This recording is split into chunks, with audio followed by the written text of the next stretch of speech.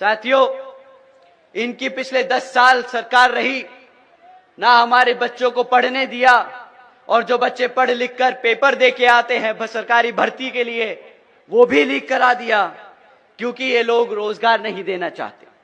ये चाहते नहीं कि किसी तरह आप रोजगार में आ जाएं, क्योंकि अगर आपको रोजगार मिल जाएगा तो बाबा साहब ने जो आपके लिए आरक्षण तय किया है वो भी आपको मिल जाएगा। तो जब आपको नौकरी नहीं देनी पड़ेगी तो आपको आरक्षण नहीं देना पड़ेगा। ये साथियों सोची समझी साजिश है इन लोगों की कि आपको आपकी पढ़ाई से, आपके इतिहास से, आपके आरक्षण से आपको दूर करना चाहते हैं। अब बताओ, अगर कोई सरकार, कोई पार्टी आपको आपके हकों से दूर रखे, आपको आपके इतिहास से दूर रखे, तो वो पार्टी को क्या कहेंगे आप? क्या कहेंगे आप ही बताइए।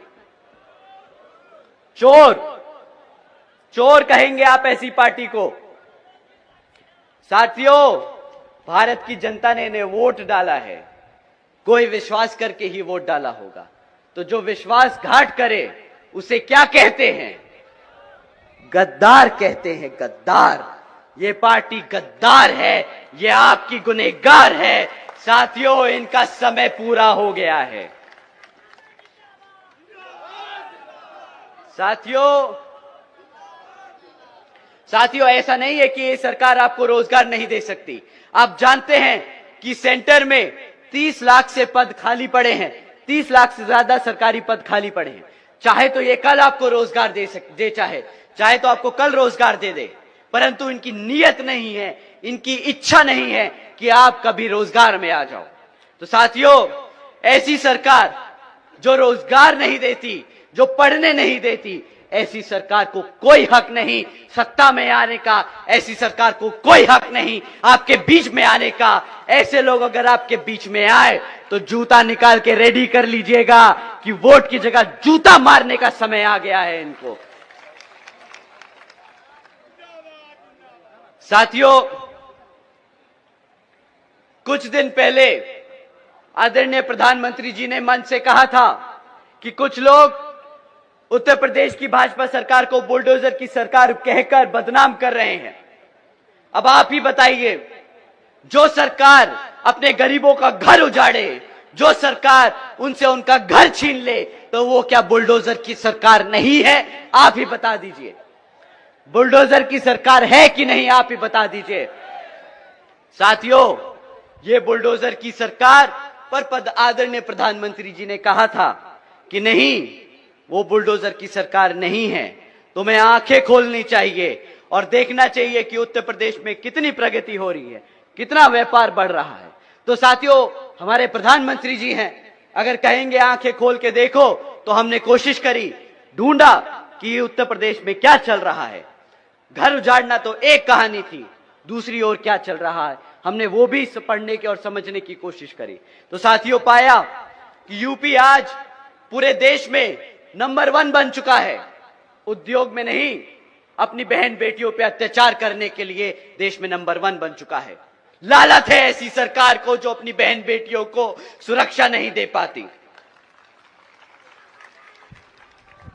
साथियों, उससे भी डरावना सच सामने आया। यूपी में 40% बच्चे कुपोषण के शिकार हैं और यह देश में नंबर सबसे ज्यादा है। देश में सबसे ज्यादा कुपोषण के शिकार के केसेस बच्चों के यहां उत्तर प्रदेश में आते हैं। ऐसी सरकार जो अपने बच्चों को भूखा रख ले, वो बर्दाश्त कर ले, क्या ऐसी सरकार को सत्ता में रहने का हक है? नहीं है ना, बिल्कुल। परंतु साथियों, हमारे आदरणीय प्रधानमंत्री जी ने कहा कि आंखें खोल बेटा, आंखें खोल और देख यूपी में क्या प्रगति हो रही है। तो हमने फिर देखा कि भाई कुछ रह गया हो, तो पता चला नेशनल क्राइम ब्यूरो का डेटा कहता है कि उत्तर प्रदेश में 16,500 से ज्यादा किडनैपिंग के केस दर्ज किए गए। अब आप ही बताइए, जहां पे बच्चे बहन बेटियां सुरक्षित नहीं हैं, हमारे छोटे छोटे बच्चे भूखे रह रहे हैं, जहां पे किडनैपिंग बढ़ती जा रही है, तो ये बुलडोजर की सरकार तो नहीं है। साथियों, मैं मानता हूं कि ये बुलडोजर की सरकार नहीं है। साथियों, जो ये सरकार है, जो ये बुलडोजर की सरकार नहीं, ये गद्दारों की सरकार है, गद्दारों की सरकार है।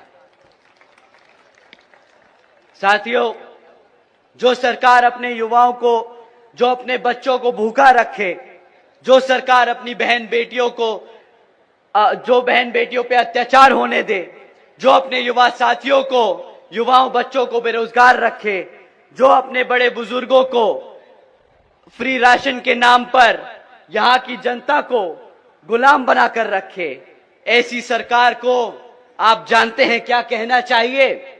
ऐसा शासनकाल पता है कहां होता है? जहां बच्चे भूखे रहें, जहां बहन बेटियों पे अत्याचार हो, जहां युवा बेरोजगार हो, जहां जनता फ्री राशन के नाम पे गुलाम बना दी जाए। ऐसी सरकार आतंकवादियों की सरकार होती है, ऐसी सरकार तालिबान अफगानिस्तान में चलाता है। साथियों, इन सरकारों ने, भाजपा की सरकार बुलडोजर की सरकार नहीं, यह आतंकवादियों की सरकार है, अपनी आवाम को गुलाम बनाकर रखा है। ऐसी सरकार का समय आ गया है अब खत्म होने का, और यहां पर बहुजन समाज पार्टी की सरकार बनाकर, बहन जी को प्रधानमंत्री बनाकर यहां पे उत्तर प्रदेश में बहुजन समाज पार्टी का राज कायम करने का।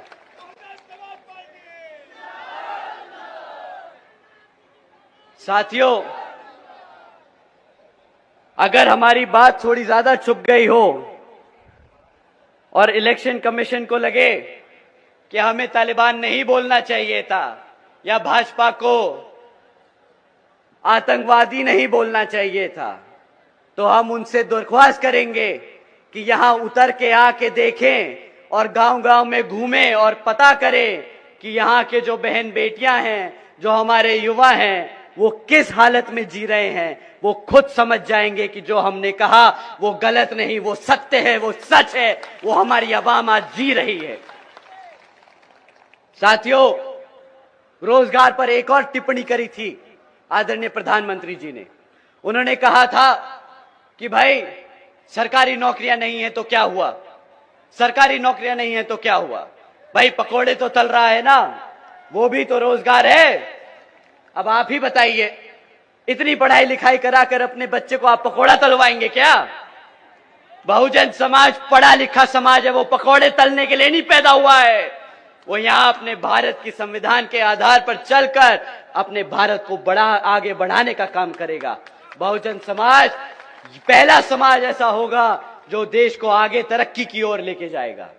साथियों, अगर आपने गलती से भी इनको सत्ता में आने दिया तो अगले 5 साल बाद ये बोलेंगे कि भाई हमने सबके हाथ में कटोरा थमाने का काम किया है, अब सब कटोरा लेके भीख मांग रहे हैं, तो क्या वो भी रोजगार है? वो भी रोजगार है। आप ही बताइए साथियों।